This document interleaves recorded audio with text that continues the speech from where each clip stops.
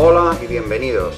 Quinto capítulo del tutorial de electrónica básica. Vamos a hablar sobre los diodos.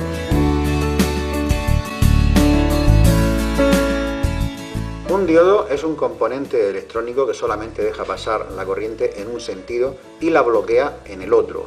Esto tiene similitud con otras técnicas, por ejemplo, en aire comprimido, una válvula en la rueda de un vehículo deja pasar el aire hacia adentro, pero no hacia afuera. Bueno, pues el diodo hace exactamente lo mismo, solo que en lugar de con aire, con electricidad.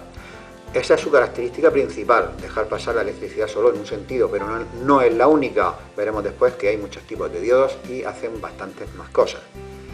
Actualmente un diodo se fabrica internamente con un material conocido como semiconductor, que ha permitido la revolución de la electrónica por miniaturización de los equipos. Hablaremos de los semiconductores al final del vídeo, en el rincón de la teoría. Y decir que antes del uso de los semiconductores, los diodos y otros componentes se basaban en válvulas de vacío, las llamadas lámparas. Eran componentes bastante grandes, generaban mucho calor, tenían mucho consumo, y esto ha derivado ahora al semiconductor, como digo. Vamos a dedicar, por cierto, un capítulo a las válvulas de vacío, a las lámparas. Aunque parezca que son obsoletas, se siguen usando. Por ejemplo, el horno microondas, el componente que genera las microondas es el magnetrón. Bueno, pues eso es una válvula de vacío. En un TV de tubo, el tubo es una válvula de vacío, y también se utilizan en radiodifusión para amplificadores de radiofrecuencia. Algunas de las lámparas son enormes, de mucha potencia, y además creo que conocer el funcionamiento de una válvula de vacío no solamente es buena cosa de por sí, sino que ayudará a entender otras cosas de electrónica.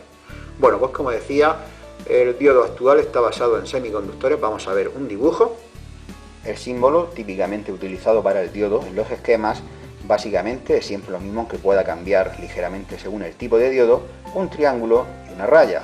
La raya pertenece al cátodo y el otro lado al ánodo. Aquí tenéis un dibujo de un diodo típico y aquí un diodo de verdad. Arriba tenemos la representación de cómo está hecho por dentro un diodo, con dos cristales de semiconductor, uno de tipo N y otro de tipo P. Ambos cristales se hacen típicamente con los mismos materiales, silicio, germanio, y a cada uno de estos cristales se le añade una pequeña cantidad de otros materiales también conocidos, como el boro, indio, arsénico, antimonio, azufre, y con ellos se crean cristales de tipo N o de tipo P. Cuando se juntan dos de estos cristales, en la zona de unión se producen fenómenos eléctricos que hacen que, cuando se polariza de una forma el diodo, conduce, pero si se polariza al revés, pues no conduce, se bloquea. Dejar claro cuál es el símbolo de un diodo: siempre se basa en un triángulo y una raya. Esto puede diferir ligeramente según el tipo de diodo, pero siempre va a ser lo mismo. En la raya tenemos el cátodo, el negativo, y en el otro extremo tenemos el ánodo o terminal positivo. Y aquí tenemos el dibujo de un diodo típico. No todos son iguales, ahora veremos una excepción, pero en este tipo de diodos siempre hay una franja de un color que resalta sobre el resto del diodo. Esa franja estrecha representa el cátodo. Así podremos hacer corresponder la posición del diodo con la del símbolo, y así en un esquema saber cómo poner el diodo. Otro hecho también bastante paradójico en los diodos es que el sentido de la corriente es al revés de lo que nos indica la flecha. Es decir, la corriente circularía hacia acá, pero no al revés. Hay que olvidarse de viejos convenios que dicen que la corriente circula del positivo al negativo. Eso no es así. Va del negativo al positivo, puesto que lo que se mueven son electrones, no protones. Vamos a ver la excepción en cuanto a diodos. Por ejemplo, el diodo LED. Aquí tenéis uno. Aquí se reconocen las patillas porque el cátodo siempre es la patilla más corta. Pero ¿qué pasa si alguien ha recortado las patillas, como en este caso, para igualarlas? No podemos saber cuál es el cátodo. Bien, pues casi siempre son transparentes los diodos o translúcidos. Así que con este dibujo, que os pongo ampliado, de un diodo LED, vemos que en el interior los electrodos tienen una forma bastante distinta. Bien, pues el electrodo grande siempre es el cátodo. Sí, un diodo tiene polaridad, pero tiene la cualidad especial de que se puede conectar de ambas formas según la aplicación de que se trate. Ojo, no digo que en una aplicación, en un sitio determinado, podamos cambiar el diodo como nos plazca, no, hay que respetar cómo iba. Yo me refiero a que admite ambas conexiones según la aplicación de que se trate. La primera forma, intuitiva, es hacer corresponder al terminal positivo ánodo la tensión positiva y lo mismo al cátodo negativo, la tensión negativa. Aquí el diodo va a conducir, acordaos del mnemotécnico que nos decía que el diodo deja pasar la corriente al revés de lo que indica su flecha. Aquí he puesto una intensidad imaginaria y una resistencia de carga para limitar la corriente, puesto que si un diodo se conecta a unos pocos voltios directamente, se destruye. Esta es la forma de polarización directa. La inversa, podríamos haber invertido la polaridad de la alimentación o el diodo. Yo he hecho lo segundo, lo he invertido, así que ahora la corriente no va a pasar, puesto que el diodo señala la misma dirección, intensidad 0 o cerca de 0. ¿Cómo saber cómo se comporta un diodo? La curva de respuesta nos dice mucho, vamos a verla. En la curva característica de un diodo tenemos dos ejes, uno horizontal para las tensiones y uno vertical para la intensidad. Aquí tenemos el 0 y hacia la derecha tenemos tensión positiva, la polarización directa, y hacia la izquierda la polarización inversa o negativa. En cuanto a las intensidades, positiva hacia arriba y negativa hacia abajo. Lo de intensidad positiva o negativa se refiere al sentido de la corriente, nada más. Partimos de 0. Aplicamos tensión y vemos que el diodo no conduce hasta que no superamos una tensión conocida como de umbral, a partir de la cual el diodo ya comienza a conducir. Esa tensión de umbral es bastante pequeña, es típicamente de 0,7 voltios en los diodos de silicio y de 0,3 para los de germanio. Una vez que el diodo comienza a conducir, tenemos otro parámetro del diodo que es la intensidad máxima, es decir, la máxima corriente que puede conducir sin destruirse. Ahora vamos a la tensión inversa. Comenzamos a aplicar tensión inversa y el diodo conduce muy débilmente. Esta corriente muy pequeña se conoce como corriente de fuga, es otro parámetro del diodo. Y así hasta llegar a una tensión conocida como tensión de avalancha, que sería otro parámetro del diodo. Llegados a esa tensión, la intensidad crece abruptamente, sin previo aviso, y eso supone la destrucción del diodo. Es decir, tenemos cuatro parámetros en la curva: tensión de umbral, intensidad máxima directa, intensidad de fuga y tensión de avalancha. Acerca del fenómeno avalancha, decir que no siempre es un fenómeno indeseado, aunque la mayoría de diodos se van a destruir una vez que se produce este fenómeno avalancha. No ocurre así en un tipo de diodo especial conocido como diodo Zener, donde precisamente esta característica es explotada en beneficio nuestro sin que el diodo se destruya, siempre y cuando no sobrepasemos un valor de voltaje negativo determinado. Veremos ahora después los Zener. La avalancha se produce por el calor que se origina debido a la débil corriente inversa de fuga, y ese calor hace que el diodo conduzca más, lo que a su vez genera más calor, y así en un lazo de realimentación una cosa beneficia a la otra, el calor a la conducción al calor, y llegados a un punto el diodo conduce súbitamente y se destruye. Esto lo podríamos comparar con el hecho de comprimir mecánicamente un vaso de cristal, y vemos que a medida que aumentamos la fuerza el vaso no da señales de debilidad, no se flexiona, no da aviso, simplemente llegado a un punto bruscamente se rompe. Bueno, pues el diodo hace exactamente lo mismo. Un diodo que haya sufrido el fenómeno avalancha queda inservible, y si lo medimos con el polímetro nos va a dar continuidad, es decir, cerca de 0 ohmios en ambos sentidos. Ese diodo ya no sirve. Habrá veces en que te interesará conocer un dato, un parámetro acerca de un diodo, no sé, quizás su valor de intensidad máximo, su tensión de avalancha inversa, cualquier dato, y esto, si estás reparando, no te va a interesar mucho, puesto que en ese caso la preocupación es sustituir el componente por uno igual y se acabó. Pero si estás diseñando, si estás creando un circuito, sí que puede ser que tengas un componente, un diodo, y digas, oye, esto es un diodo 1N4148, ¿me servirá para que pase a través de él medio amperio? Bueno, pues la forma de saber esto y mucho más es ir a la hoja de especificaciones, datasheet en inglés, y consultar sus datos. Para eso nos vamos a ir a internet y en Google, en un buscador, tecleamos su código 1N4148 y nos van a salir un montón de páginas. En algunas nos van a pedir que nos registremos, otras me ha parecido verlas que son incluso de pago, pero hay un montón que son gratuitas, y yo tecleé 1N4148 y entré a esta página. Adelante. Y ahí podemos ver que nos salen un montón de datos sobre este diodo.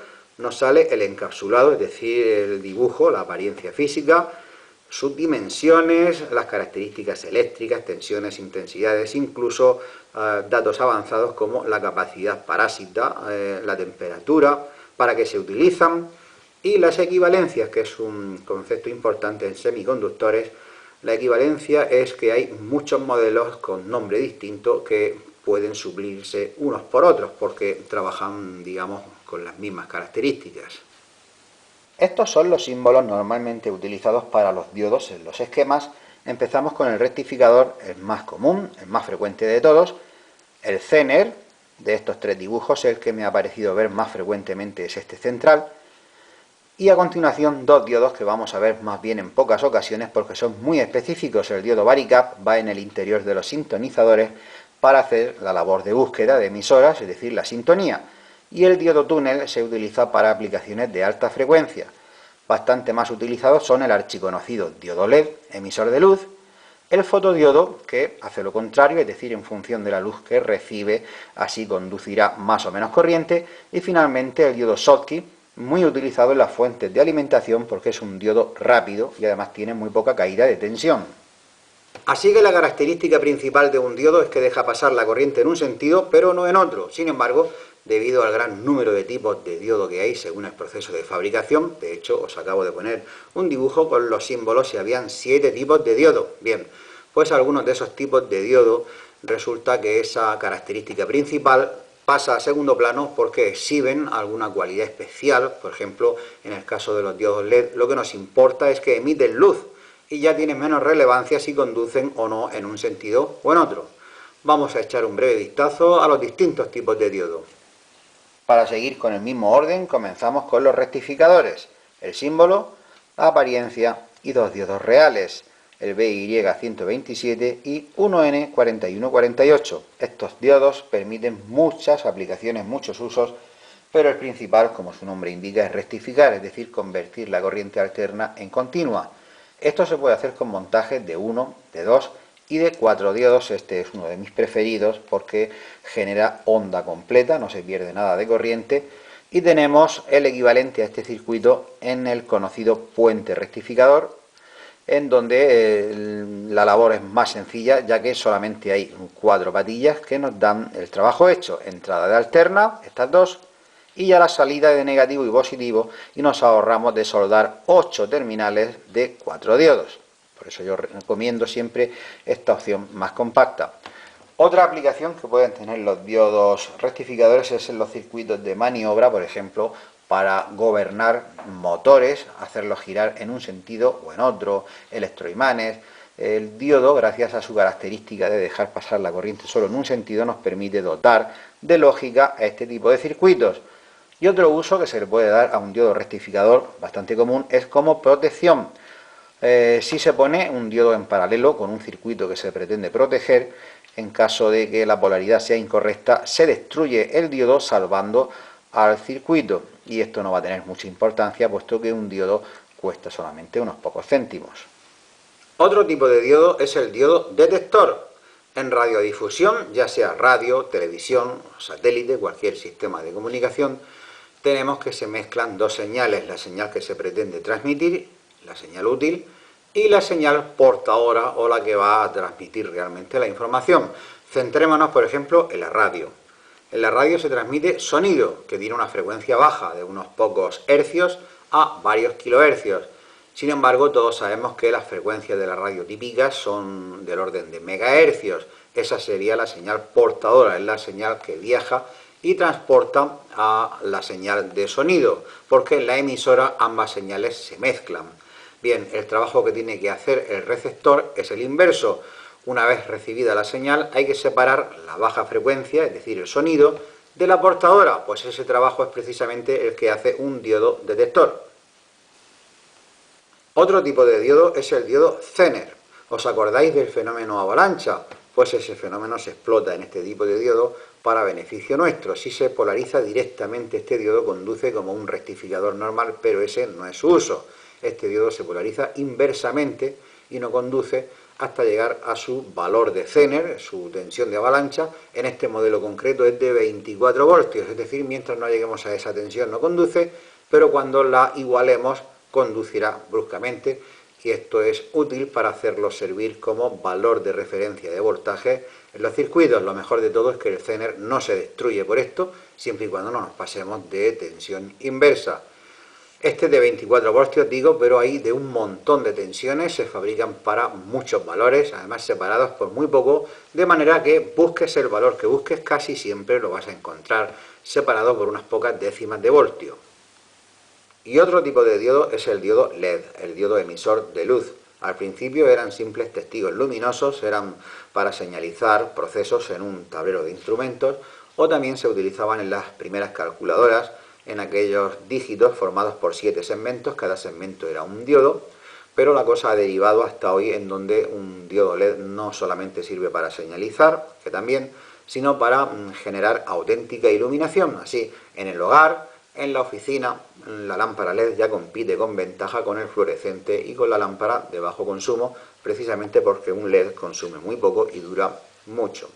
Un LED se fabrica para varias longitudes de onda. Tenemos, por ejemplo, la luz visible. Aquí tenemos 3 diodos de luz visible: rojo, verde, azul, pero también hay amarillo, naranja, blanco, hay un montón de colores. Otra longitud de onda muy utilizada para un diodo LED es el infrarrojo, es una luz que nosotros no podemos ver, pero sigue siendo luz. Y el ejemplo más típico de aplicación es un mando a distancia con el que controlamos el TV, la cadena musical, el aparato de aire acondicionado. Antiguamente iban con ultrasonidos, muchos de ellos, pero ahora casi siempre son con infrarrojos.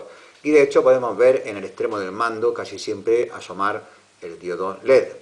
Por cierto, hay un truco para saber si un mando está funcionando, que es dirigir el haz a una cámara, ya sea de fotos, de vídeo, de móvil, y si apretamos una tecla veremos la luz de él, lo veis, conforme pulso la tecla. Yo sin embargo aquí no veo nada, pero la cámara sí lo ve.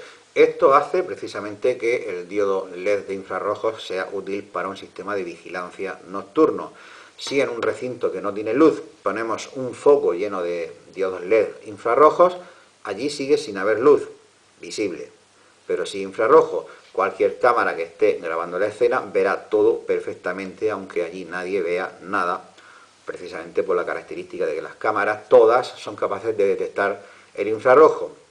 Bueno, otro tipo de diodo LED bastante utilizado es el diodo láser.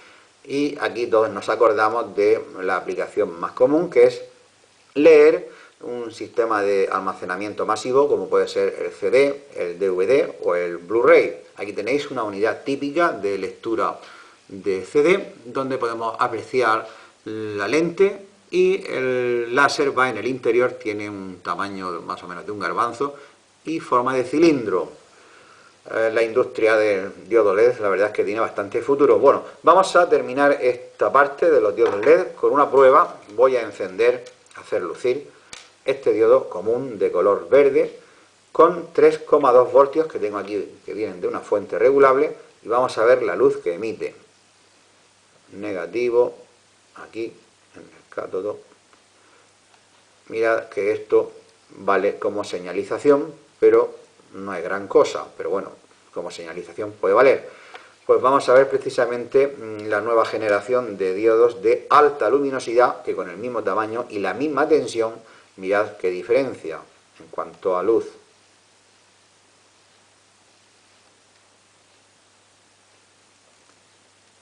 Esto ya es otra cosa, ¿eh? Otro tipo de diodo es el fotodiodo. Si se polariza directamente, conduce como un diodo normal, pero ese no es su uso. Se debe polarizar inversamente y en teoría no va a conducir. Y a medida que se le haga incidir luz, va a conducir más y más. Esto lo asemeja a la resistencia LDR, aunque con ventaja para el fotodiodo, puesto que un fotodiodo puede trabajar a una velocidad mucho más alta. Los fotodiodos tienen muchos usos, por ejemplo en la industria para automatización de procesos. Se usan en alarmas, en juguetes, en comunicaciones, en el mando a distancia que hemos visto antes. El equipo que gobierna tendrá que tener un fotodiodo para recibir la radiación infrarroja que le llega desde aquí. Se utilizan los fotodiodos incluso en aplicaciones militares. Me consta que este modelo concretamente de fotodiodo, el BPW34, lo montan algunas bombas inteligentes, en la medida en que se puede llamar inteligente una bomba, y hacen una matriz con 4 de ellos, de modo que el haz de láser que mandan al objetivo, cuando se refleja, según en el diodo que incide, se acciona un alerón u otro, en un sentido u otro, y el arma va directamente al objetivo, es decir, tienen muchos usos. Precisamente tengo aquí una máquina que quiero poner en marcha para que veáis el potencial de un fotodiodo. Se trata de un montaje no muy práctico, pero sirve para ver, como digo, el potencial de los fotodiodos. Sabéis que hay plantas que si una mosca se posa en ellas, se cierran, son las Venus atrapamoscas. Bueno, yo quise hacer algo parecido en plan mecánico y la verdad es que la máquina funciona perfectamente y sin embargo no he subido el vídeo porque las moscas no colaboran, es decir, el supuesto atrayente químico no las atrae, así que pues ahí está la máquina muerta de risa. La voy a poner para que veamos cómo funciona un fotodiodo. Y esta es la Venus atrapamoscas mecánica, está basada en la caja de un CD mecanizada a modo de mandíbula y tiene un diodo LED emisor que está ahora mismo emitiendo. Esa luz la recibe el fotodiodo, es esta pieza de aquí. Bueno, en realidad es un fototransistor, pero viene a ser lo mismo, solamente que el fototransistor amplifica.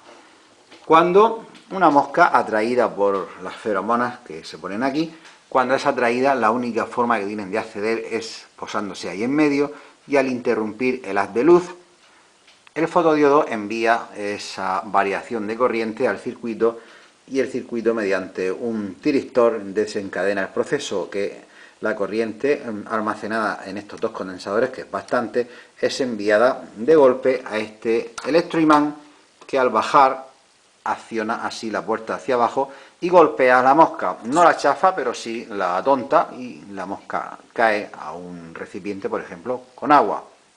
Bueno, pues vamos a probar esto. Está ya con su alimentación, el diodo LED está funcionando y espero que los condensadores se hayan cargado porque tardan aproximadamente 1 minuto. Vamos a poner en medio de la trampa un objeto pequeño a ver si se desencadena el proceso. Ajá.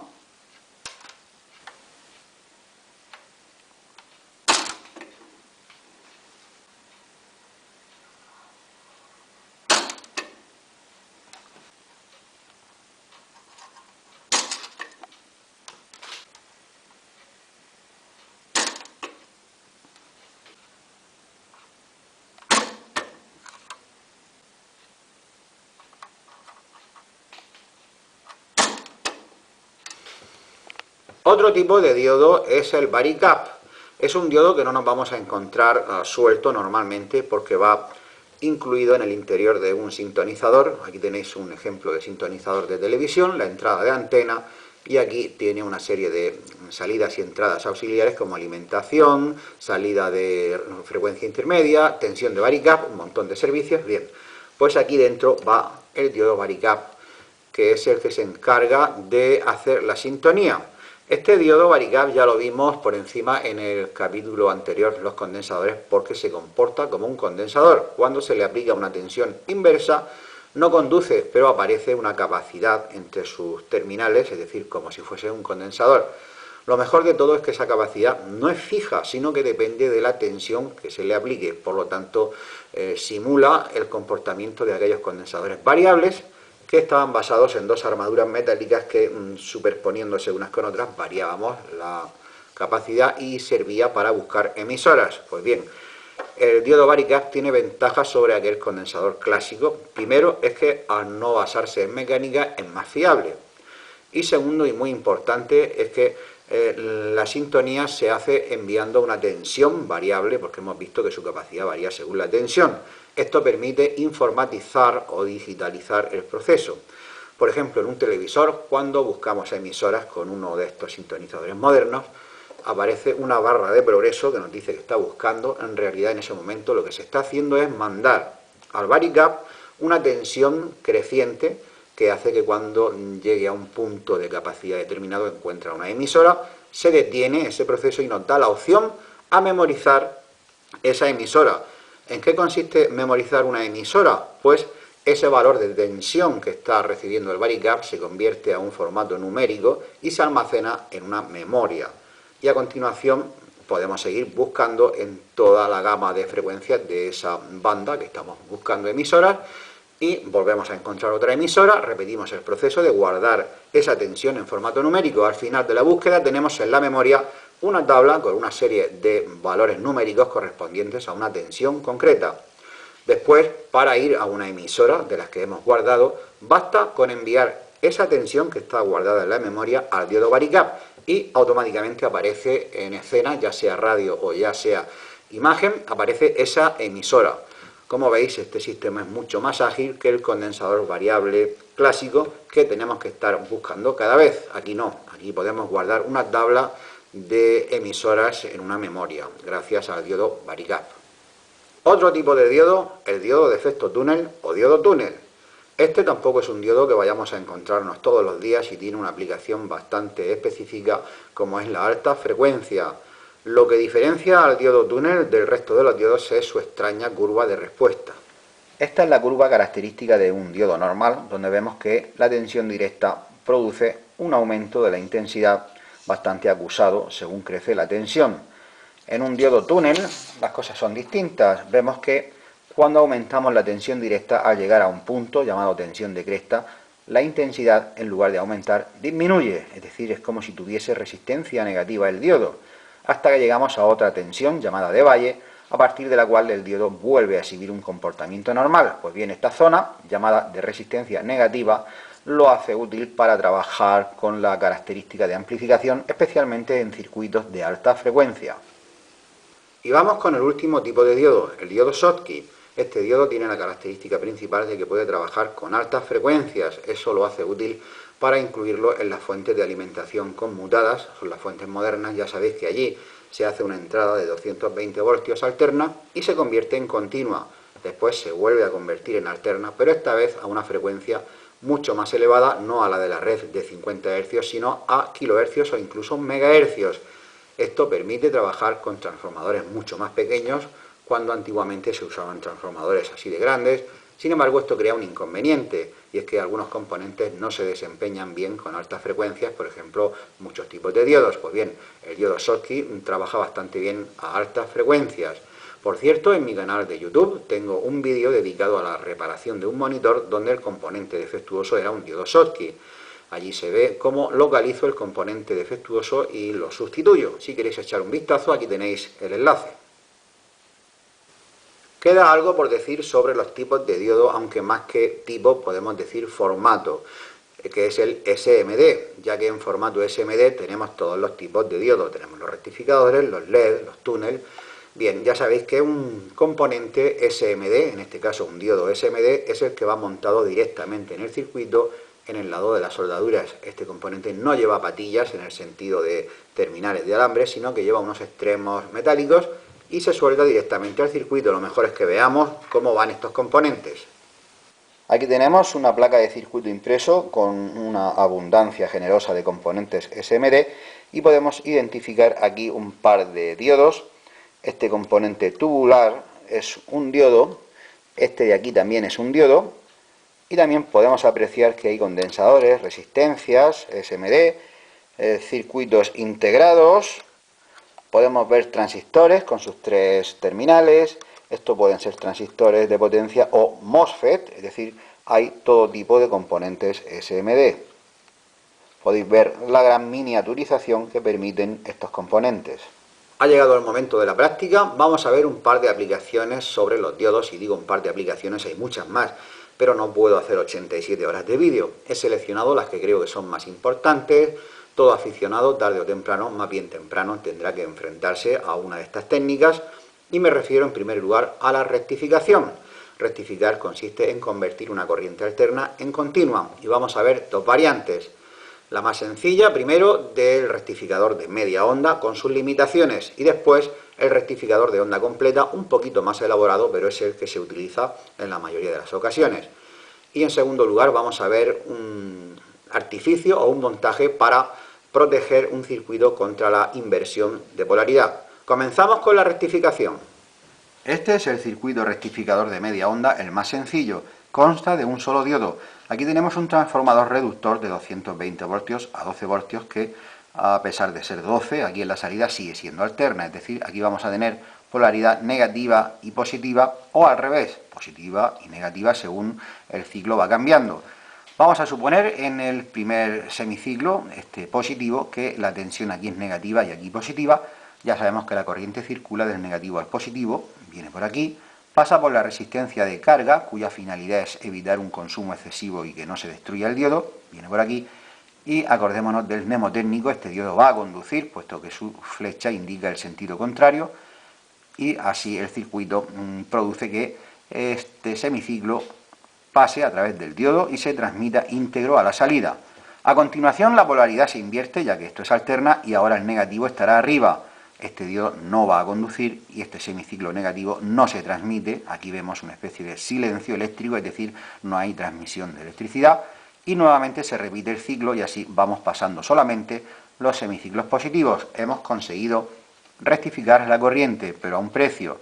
Hemos perdido la mitad de la energía que no se transmite, aunque esto puede ser una ventaja en el caso de que queramos reducir la tensión.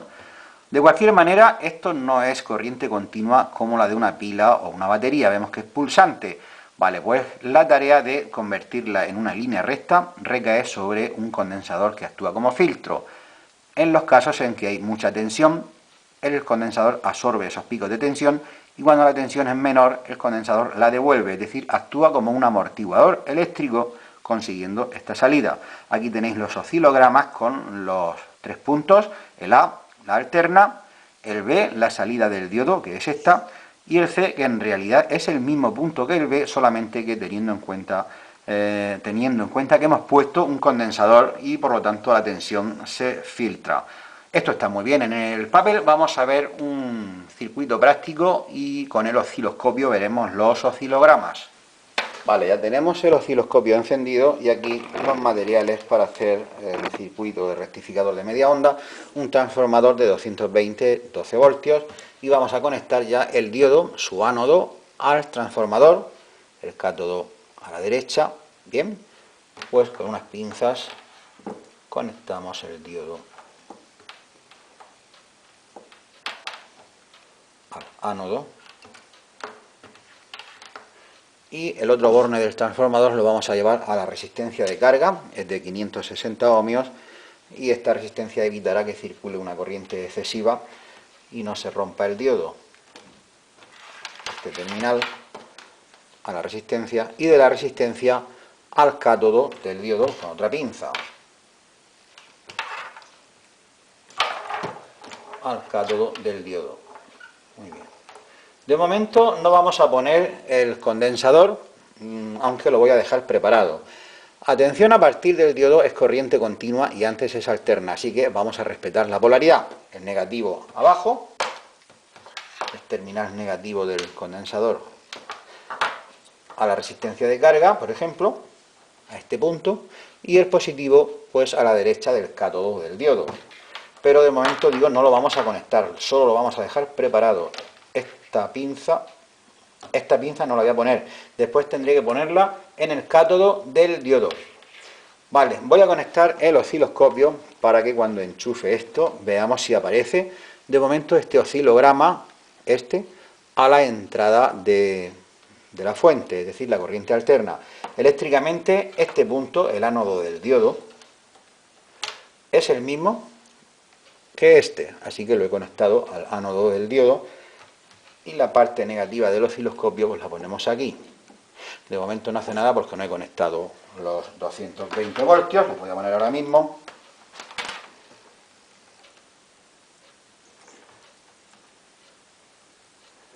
Aquí y aquí. Ahora dirijo la cámara al osciloscopio. Bueno, voy a poner aquí algo aislante para que no se vayan a tocar estos dos cables que son de 220. Y dirijo la cámara al osciloscopio y enchufo ahora, y vemos que efectivamente aparece el oscilograma de la corriente alterna. Vale, si ahora pongo las puntas del osciloscopio aquí a la derecha del diodo, veremos que solamente están los semiciclos positivos. Vamos a ver si esto es verdad. Simplemente tengo que cambiar la punta del osciloscopio al cátodo, y vamos a ver ahora el osciloscopio. podemos ver que así es. Hemos hecho desaparecer los semiciclos negativos, solamente están los positivos. Hemos rectificado la corriente según el oscilograma que os mostré. Y ahora vamos a hacer la tercera operación. Queremos que esta forma de onda se convierta en una corriente constante, en una línea recta, y eso lo vamos a hacer conectando el condensador que estaba suelto, su borne positivo, al cátodo del diodo, y veremos cómo, voy a enfocar la cámara, nada más que lo conecte veréis que esa forma de onda se va a convertir en una recta. Eso es, ¿lo veis? Ya tenemos corriente filtrada. Una cosa sobre esto. Aquí tenemos una escala de voltaje que hace que salga una línea recta, pero si yo amplío la tensión, veremos que aparece una pequeña componente de corriente alterna, y lo veis. A esta pequeña componente se le llama tensión de rizado, y hay que procurar que sea pequeña porque si no puede hacer que el circuito alimentado funcione mal. Por ejemplo, en audio, una tensión de rizado demasiado grande produce un zumbido en los altavoces. Bueno, y esto es todo en cuanto a este rectificador de media onda. Y este es el circuito rectificador de onda completa. Su parte principal son estos 4 diodos. Por cierto, hay también rectificadores de onda completa con 2 diodos, pero este es el más común. Esta configuración se conoce como puente de Grace. Son 4 diodos conectados exactamente así, aunque también podemos recurrir al puente rectificador, que nos lo da hecho, es más sencillo. Aquí tenemos 8 terminales que soldar, sin embargo aquí, por ejemplo, en este puente tenemos solo 4, nos lo da hecho. Tenemos las 2 entradas de alterna y la salida de positivo en continua y la salida de negativo en continua. Siempre que se pueda es mejor utilizar esta opción en lugar de los 4 diodos. Vale, vamos a analizar el funcionamiento de esta fuente. Igual que antes tenemos negativo y positivo, por ejemplo, en este semiciclo. El negativo ingresa por aquí y este diodo no puede conducir, está inverso, así que lo hace este. Por aquí no puede ir, baja, viene por aquí y atraviesa la resistencia de carga, exactamente igual que antes, vuelve, y ahora podría ir por cualquiera de estos 2 diodos, pero por este no lo va a hacer, ya que la salida es la misma, así que lo va a hacer por arriba al otro borne del transformador, y así se cierra el circuito. Repetimos, viene por aquí, baja, atraviesa la resistencia de carga, y por este no, ya que es el mismo punto desde donde salió la corriente, lo hace por aquí. Ahora se invierte la polaridad porque es alterna, el negativo estará arriba, por este no puede, lo hace por este tampoco puede, así que fijaos que ahora la corriente, a pesar de ser un ciclo invertido, circula exactamente con el mismo sentido que antes, y ahora sí que vuelve por este al otro terminal. Por eso todos los ciclos son aprovechados y veis que no hay huecos. Esto tiene 2 ventajas. Primero, no se pierde energía, ya que todos los semiciclos son convertidos a corriente continua. Y segundo, bastante importante, el rizado, la tensión de rizado será menor, puesto que es más fácil suavizar una tensión con más ciclos que antes, cuando había, recordad que había huecos, había zonas sin tensión. Por eso esta tensión tendrá más calidad, será más recta. Y aquí tenéis también los oscilogramas. Bueno, vamos a probar esto con el osciloscopio. Todo preparado para el rectificador de onda completa. Aquí los materiales. Vamos a conectar todo siguiendo el esquema. Estos 2 terminales del transformador van a las entradas de de alterna. En el puente rectificador voy a utilizar un puente rectificador que es más cómodo. Así que la alterna, uno y otro, irán a las 2 entradas de alterna en el puente. No hay polaridad precisamente porque es alterna, podría ponerlo así o al revés, da igual. Esto es alterna. Y tendremos aquí la salida de positivo y negativo, que vamos a llevar, según el esquema, estas salidas las vamos a llevar a la resistencia de carga, que es una resistencia igual que la de antes, 560 ohmios, y voy a poner un terminal al positivo y un terminal al negativo. El condensador de filtro voy a hacer igual que antes, lo voy a dejar preparado pero sin conectar, voy a dejar una patilla suelta para probar primero sin filtrado. Aquí también tenemos polaridad, positivo y negativo, así que el negativo del condensador, que es ese lado, lo conecto al negativo, que es cualquiera de estos puntos, lo voy a conectar, por ejemplo, aquí, al negativo. Y el terminal positivo le pondré su pinza, pero de momento, como digo, no lo conecto, porque queremos ver sin filtrado cómo trabaja esto. Este terminal positivo, lo conectaré al positivo, de momento no, vale. Esto está todo bien, no hay cortocircuito, no se toca, aquí está un poco dudoso, bien, ahora sí. Y vamos a poner la alimentación. Antes voy a conectar el osciloscopio a... aquí no hace falta, porque ya no hace falta que lo conectemos aquí, porque ya sabemos que vamos a tener alterna. Lo voy a poner aquí, en este punto, que será el positivo del puente rectificador, este punto de aquí.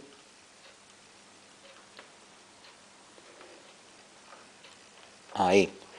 Y el negativo, cualquier parte de la línea de este esquema, el negativo del puente, es decir, el otro extremo, aquí. El negativo, vale. Inmediatamente voy a conectar todo esto y veremos lo que hace el osciloscopio. Pongo los 220 voltios en la entrada del transformador.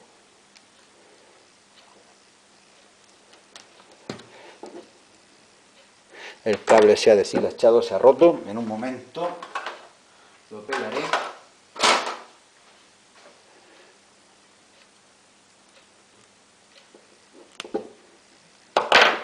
Y ya podemos conectar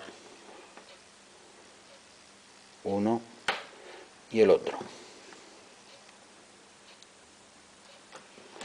Igual ponemos un aislante que no se toquen. Se ha vuelto a romper ahora el otro, ¿vale? Estaban ya un poco machacados.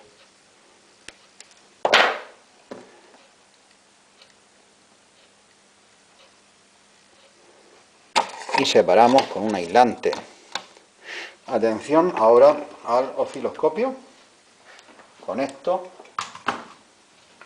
Y vemos claramente que ya no hay semiciclos negativos anulados. Ahora todos intervienen, es decir, como vemos aquí en este esquema, todos los ciclos son aprovechados y hemos conseguido invertir el semiciclo negativo para hacerlo positivo. Como dije antes, esto tiene dos ventajas. La primera es aprovechar toda la energía, y la segunda, que la tensión de filtrado será menor, perdón, la tensión de rizado será bastante menor. Vamos ahora a conectar el condensador para ver cómo esto convierte esta tensión pulsante en continua. El positivo dijimos que iba al positivo, que es este borne de aquí, y vemos el osciloscopio que ahora marca una línea recta. ¿Lo veis? Corriente continua. Si quito esta pinza del condensador, vuelve otra vez a ser una corriente continua, pero cambiante. Y ahora continua. Otra aplicación para un diodo puede ser un dispositivo para proteger contra la inversión de polaridad. Aquí tenemos un dispositivo con un circuito interno que es alimentado por corriente continua, y este diodo es el de protección. Tal y como están las cosas, este diodo no va a conducir, es como si no estuviera. Entra el positivo a través del fusible al circuito y regresa al positivo, pero este diodo no conduce. Si invertimos la polaridad y la ponemos al revés, aquí arriba el negativo y aquí el positivo, con el negativo aquí este diodo sí conduce y lo va a hacer en cortocircuito, de modo que la corriente no puede entrar al circuito dañándolo por estar invertida. Aquí pueden pasar dos cosas en estas condiciones de inversión de polaridad. Si la fuente es poco potente y el diodo aguanta, puede terminar, después de estar un rato circulando la corriente, por romperse la fuente. Pero si la fuente es suficientemente potente, lo que se va a destruir es el diodo y seguramente también el fusible, interrumpiendo la corriente. En cualquier caso, el circuito queda protegido. Por supuesto, hay medios más avanzados para proteger la inversión de polaridad, por ejemplo, circuitos basados en semiconductores que cortan la corriente si detectan que está al revés, o métodos aparentemente más rudimentarios pero muy eficaces, como simplemente el conector de entrada es asimétrico y no impide invertir la polaridad, pero bueno, siempre existe la posibilidad de error, por eso este circuito es, creo, bastante interesante. Otra de las tareas que tendremos que hacer en el taller o en el laboratorio es comprobar si un diodo está en buen estado. Lo vamos a hacer de la siguiente manera. Medir un diodo con el polímetro es bastante sencillo. Vamos a seleccionar la escala de ohmios de resistencia y vamos a someter al diodo, este es un 1N4148, un rectificador normal, lo vamos a someter a dos lecturas, una en un sentido y otra en otro. Da igual por dónde empecemos, pero tenemos que obtener los siguientes valores. En este sentido tenemos 40 megaohmios, que aquí equivale a infinito. Este diodo de momento está bien. Ahora invertimos o bien las puntas de prueba o bien el diodo. Y deberíamos de obtener un valor de miles de ohmios. Cuidado de no tocar las puntas porque podemos falsear la lectura. Efectivamente tenemos 650K. Este es el típico valor de lectura de un diodo que está en buen estado. Vamos a probar con otro tipo de diodo parecido, un BI127. Igual ponemos las puntas de prueba, no debemos tocar y tenemos ahora un valor de efectivamente infinito, 40 megaohmios, aquí es infinito. Fijaos qué pasa si toco las puntas de prueba, está ahora marcando en realidad mi resistencia y no la del diodo, por eso nunca debemos tocar las puntas de prueba, 40 megaohmios. Invertimos el diodo o las puntas de prueba y ahora deberíamos de obtener un valor de varios miles de K. Este diodo también está bien, 720 K aproximadamente. Hasta aquí las medidas correctas, las que nos dicen que un diodo está en buen estado. Ahora vamos a ver las medidas que nos dicen que un diodo está en mal estado. Una de ellas, diodo cruzado o en cortocircuito. Esto va a ocurrir cuando el polímetro nos dice que la resistencia es cercana a 0 o 0, es decir, un diodo cortocircuitado. Este mismo diodo que he medido antes lo voy a someter a fenómeno avalancha, poniéndole 220 voltios, pero cuidado, a través de un fusible de 8 amperios para que no me salte el automático. Ponemos el fusible con unas pinzas,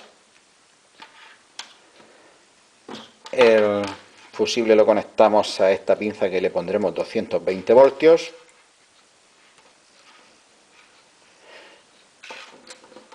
el fusible, y con esta pinza de vuelta a los 220 voltios en la otra pinza. Y ahora lo conectaré. El fusible seguramente, por supuesto, se va a destruir y espero que el diodo también. A ver si no nos salta la luz. Pues sí, se nos ha ido, sí. Bueno, ya le he dado al automático. Vamos a comprobar este diodo. Polímetro en ohmios. Y ponemos las puntas de prueba. Exactamente, este diodo está completamente cruzado, cortocircuitado. Tenemos un valor de lectura completamente insólito para un diodo de tan solo 1,4 ohmios, cuando lo normal o bien es infinito o bien son miles de ohmios. Este diodo es totalmente inservible. Este fallo, como digo, es bastante típico encontrarlo en fuentes de alimentación. No es raro que un diodo se cruce. Si invertimos la medida, vemos que tenemos exactamente la misma medida. Existe otra avería posible en un diodo que es lo opuesto a lo anterior, es decir, que el diodo, en lugar de estar cortocircuitado, no conduce en ninguno de los dos sentidos. Medimos con el polímetro y nos da infinito en ambos sentidos. A decir verdad, yo nunca me he encontrado con esta avería en un diodo. Siempre que me he encontrado un diodo mal, ha estado cruzado, pero bueno, existe la posibilidad. Acerca de este tipo de medición de error en un diodo, decir que en los diodos de alta tensión de los hornos microondas esto produce mucha confusión, ya que es normal que den infinito en ambos sentidos, pues el polímetro, su pila, no tiene fuerza suficiente para vencer la resistencia de ese diodo y nos da infinito en ambos sentidos, creyendo erróneamente que está mal.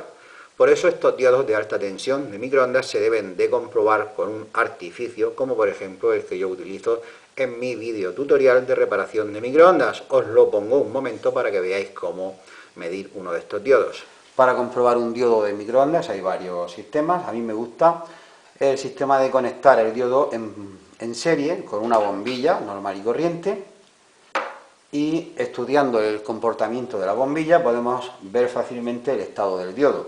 Sabemos que un diodo conduce solamente en un sentido la corriente y la corriente alterna doméstica lo hace 50 veces por segundo, cambia de sentido 50 veces por segundo, de forma que el diodo, si está en buen estado, solamente va a conducir la mitad del tiempo, por ejemplo, en los semiperiodos positivos. Si representamos la corriente eléctrica alterna en su forma senoidal, vemos que solamente conduciría el diodo en estos periodos, pero no en estos negativos.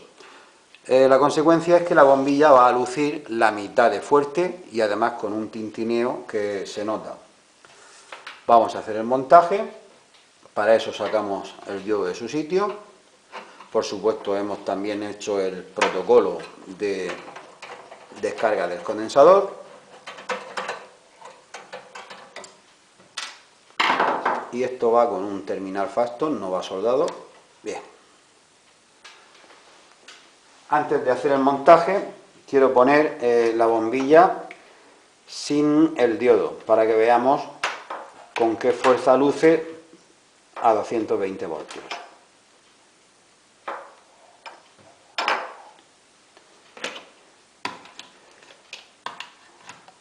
Así luce la bombilla a 220 voltios.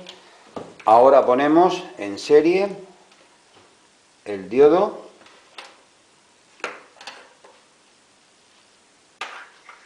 con estas pinzas de cocodrilo.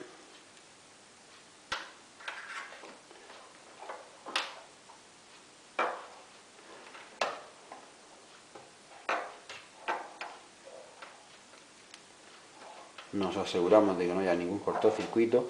Y ahora con el diodo en serie, la bombilla debería de lucir la mitad de fuerte que antes, efectivamente, y además lo hace con un tintineo, que no sé si se apreciará en la cámara. Esto es señal de que el diodo está en buen estado, porque podríamos haber tenido tres resultados distintos.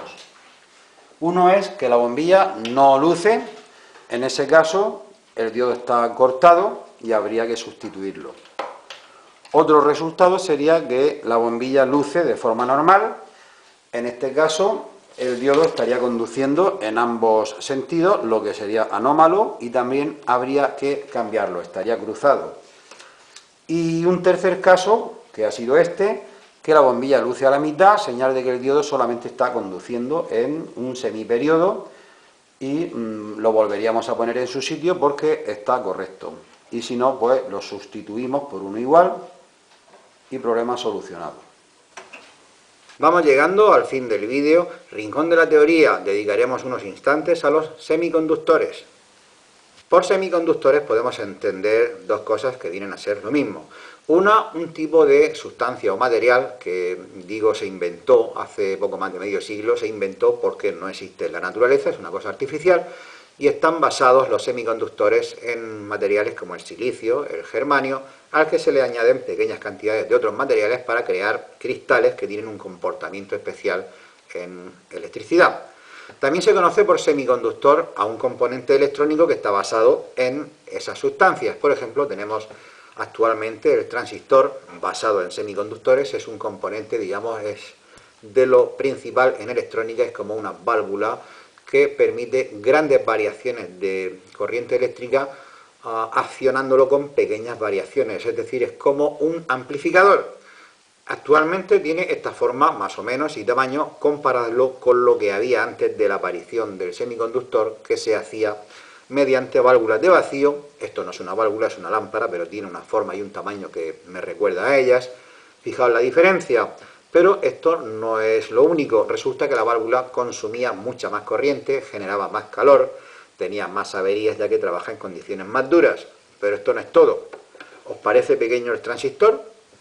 Pues desde hace bastantes años se pueden integrar millones de ellos en formato microscópico en una superficie tan pequeña como una moneda, en lo que se conoce como un chip o un circuito integrado. Y esta es la causa de que la electrónica ya ha avanzado tanto. Por ejemplo, hace poco más de medio siglo, uno de los primeros ordenadores era capaz de realizar solo unas pocas operaciones por segundo, que entonces era no va más.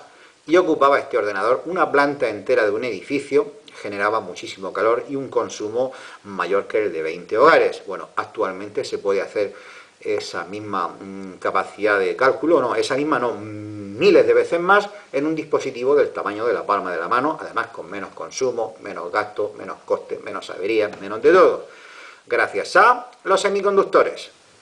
¿Y cómo están hechos los semiconductores? Bueno, ya sabéis que en cada uno de estos vídeos acompaño una entrada en mi blog de Ciencia en Casa. Quizás la parte teórica sea mejor verla allí tranquilamente, pero sí adelanto que los semiconductores están basados, como dije antes, en una serie de elementos químicos. Son elementos sencillos de la tabla periódica, como el silicio y el germanio, al que se le añaden pequeñas cantidades de otras sustancias, y con esto se crean dos tipos de cristal: cristal P o cristal N. Vamos a ver un sencillo esquema.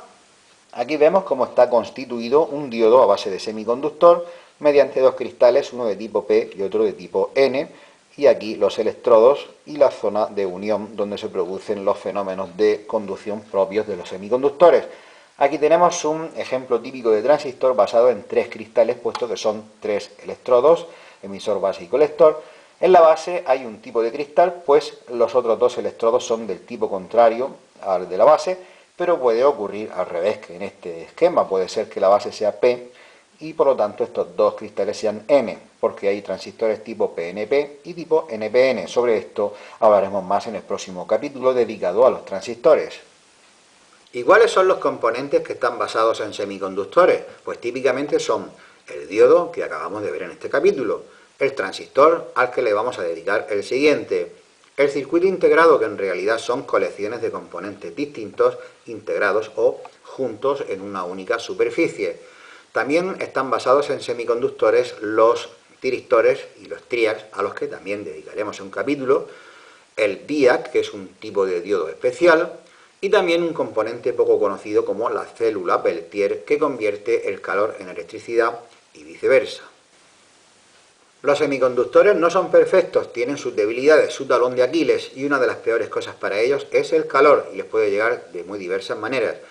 Una de ellas serían, por ejemplo, las condiciones ambientales. Hay que evitar tapar las rendijas de ventilación de los electrodomésticos porque los semiconductores pueden sufrir con ello. Los que tienen ordenadores con CPUs especiales refrigeradas incluso por agua saben muy bien a qué me refiero, de que hay que mantener la temperatura de un semiconductor por debajo de unos límites. Otra fuente de calor que puede ser fatal para un semiconductor es el calor generado por la propia conducción de ese semiconductor, como hemos visto hace un momento con ese diodo que he destruido con 220 voltios, a pesar de que el fusible ha saltado. Ese breve instante ha sido suficiente para destruirlo de forma irreversible. Y también podemos destruir un semiconductor mediante trabajos de soldadura si no llevamos cuidado, si no prestamos atención, o con trabajos de desoldadura, por supuesto. En mi blog he puesto unas cuantas indicaciones para minimizar este riesgo. Y otro factor que puede destruir un semiconductor es la electricidad estática. De acuerdo que un diodo robusto, como los que hemos estado manipulando, no se va a romper por una pequeña chispa de estática de nuestra ropa, pero sí puede quedar fuera de combate un circuito integrado con esa chispa, y aseguro que un circuito integrado que se rompe con electricidad estática no suele ser barato. Y con esto terminamos el quinto capítulo dedicado a los diodos. Por cierto, ¿sabéis lo que le dice un diodo a una resistencia? Rectificar es de sabios. ¡Qué cabrón el diodo!